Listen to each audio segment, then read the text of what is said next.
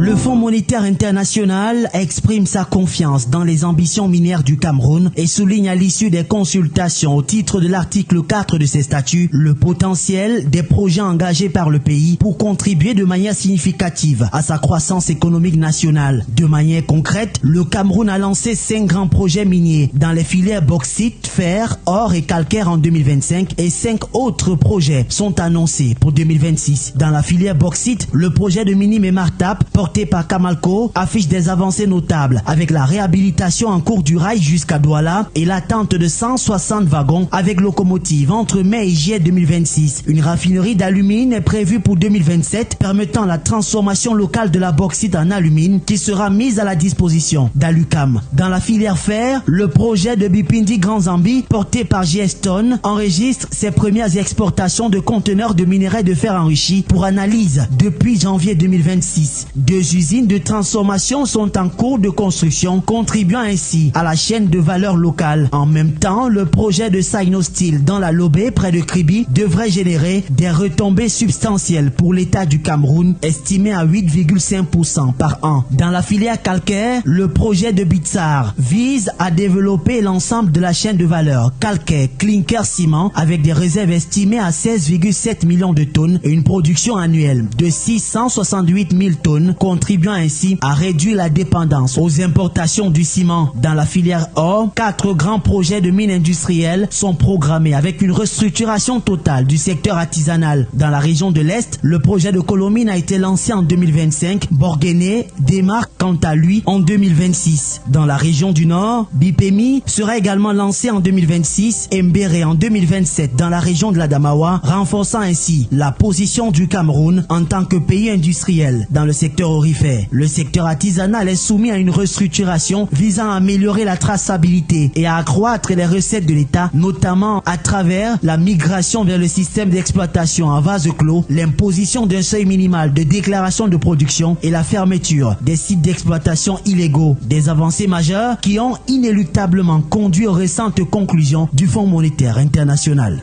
L'année 2025 reste un tournant décisif dans l'histoire minière du Cameroun, car c'est pendant cette année que le Cameroun est passé d'un pays à potentiel à un pays minier avec la mise en production de 5 projets miniers. Je peux citer le Grand Zambi par Giston, les mamelles de l'Aube par Sino Steel, la bauxite de Milimata par Camalco, l'or de Colomine par Kodias et le calcaire de Bissa par Simecam. En 2026, l'État va poursuivre le développement de 5 projets miniers stratégiques.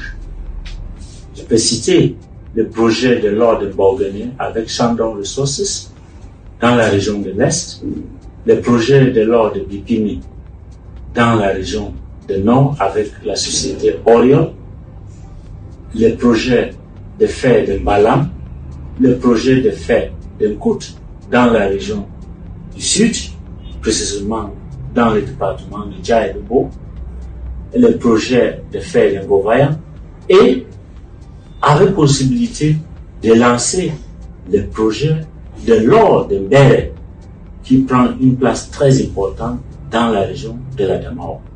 Et dans les perspectives et à court terme, nous pouvons dire que l'État va passer rapidement au développement des minéraux stratégiques et critiques comme le cobalt, le nickel, avec le lithium, sans oublier la titane, mais le plus important, les terres rares, qui sont les minéraux de la technologie future.